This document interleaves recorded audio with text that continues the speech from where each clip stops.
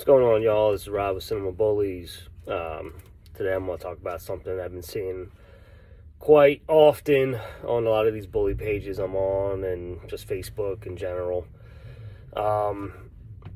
When you guys are selling dogs for co-owner, deals or breeding rights or show rights or any type of rights to the dog that you are selling, usually for a discounted price of what you want for the dog, for whatever reason. You don't have enough room for your, more dogs, or you already have too many dogs, or whatever the case might be. Contracts are essential to honor, whatever deals you guys make with people. And people, friends, family, they're all the same. It's business. Don't confuse business with friendships and family, because at the end of the day, family and friends can still fuck you. And it might not be their fault, but it could be. You just don't know, because people change. People get in relationships and their partners have an influence of the decisions they make. People influence them outside of, whatever deal you have, like you guys have established. Other people get involved that are, outsiders looking in, that want to stir the pot and start shit, which I've had happen to myself, so I know from experience. And it's just not worth the stress and the aggravation and the headache, and you lose friends, you lose family members that you might be very close with, and it just causes a lot of issues. So to save all that drama and BS, I recommend you get a contract. You draw something up, or ask somebody to help you draw something up. Talk to one of your mentors and ask them to send the contract that they have and edit it the way you want, but just so you get a basis of what it should say. And get it notarized at least, so then it's somewhat legit, to the point where if you go to court, that the judge might grant, whatever terms and stipulations you have in it, depending on who the judge is. It's a big headache, and it's not worth it, but at least that in the back of the people's mind, it's like, okay, well, if I do that, then we're going to have to go to court, and I don't want to deal with that shit either, so let's just not do that. That's how most people think. I mean, that's how I would think. But if you want to be 100% legit, have a lawyer draw something up that's legitimate, with the fact to the point, and the fact that there's no denying it in court, and whatever stipulations you put in it, the judge is going to grant. So, if you have a stipulation in there saying that you got to take the dog, or take care of the dog this certain way to make sure it's healthy, and blah blah blah, and then the dog dies for that reason, you might be entitled to money, or whatever the case might be.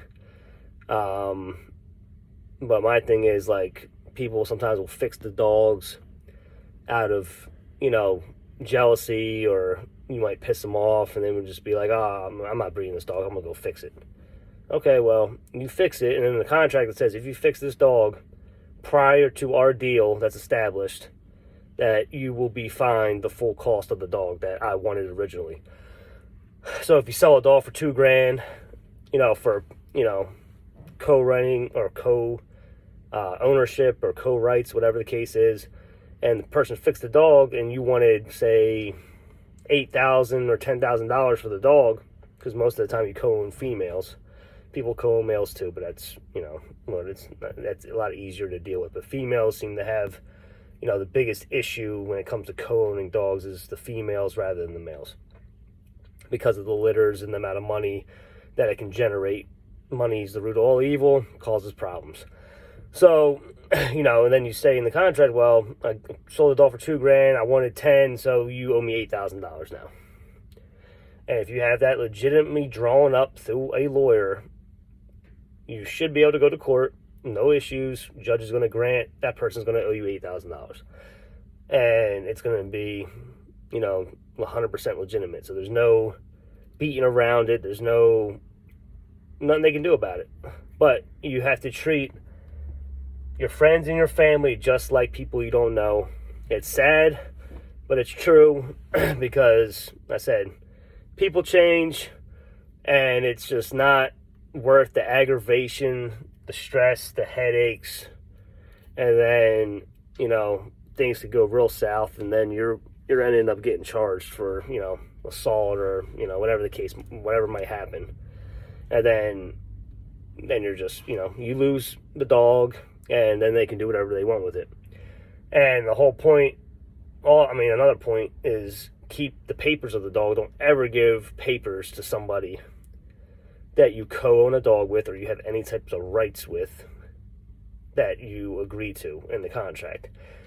You keep the papers so that if the person wants to breed the dog, they can, but it's going to be a pain in the ass for them to try to get papers, and then you can notify the ABKC or BCR or whatever registry you have your dog under and tell them that this is what happened and I don't want this person to be able to have papers on this dog. So that could that might not make them want to breed the dog, because then the dogs ain't going to be worth any money really. So, and that's the whole point of why most of these people get greedy and annoyed, and they see you doing your thing and they want to be part of that, and it just doesn't work out for them because they don't have the networking, they don't have the commitment or the resources that some of us have from being in this for a while and making a name for ourselves. People don't understand it. They just think that they're going to have some puppies and they're going to make 20 grand. It doesn't work like that. So keep this in mind when you guys are dealing with, co-ownerships or any type of rights to dogs that you are selling to people. I hope this helped you guys out. If anyone has experience on this, like going south, comment below. Let me know what happened, and let me know if any of you guys have legitimate contracts drawn up by lawyers and how it benefited you. It'd be cool for people to see and know that, it's legit. Because I know a couple guys, big name guys in this game, do have legitimate contracts, I believe, drawn up by lawyers. So, and I've never seen them post any problems really, because people don't mess with them because they know they will get sued.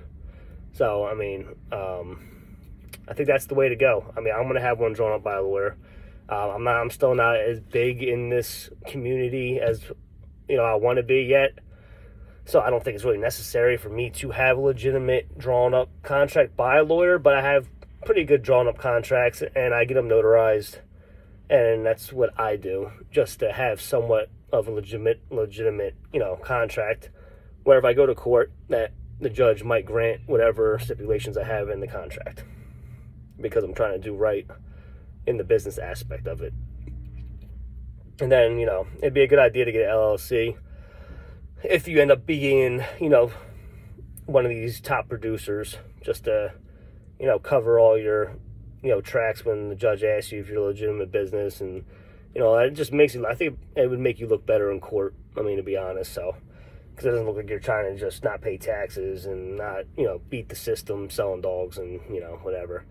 But that's a whole other topic. Eventually, once I find out more about the whole LLC and, making yourself a corporation and all that kind of stuff, I'll probably make a video on that too. But like I said, any experiences, comment on below. Let me know how it was and what happened. And I hope this helped you guys out in making, smart decisions when you guys are, doing co-owns or having rights to dogs that you are selling to people. Friends, family, or people you don't know. All right. Take care, guys. Later.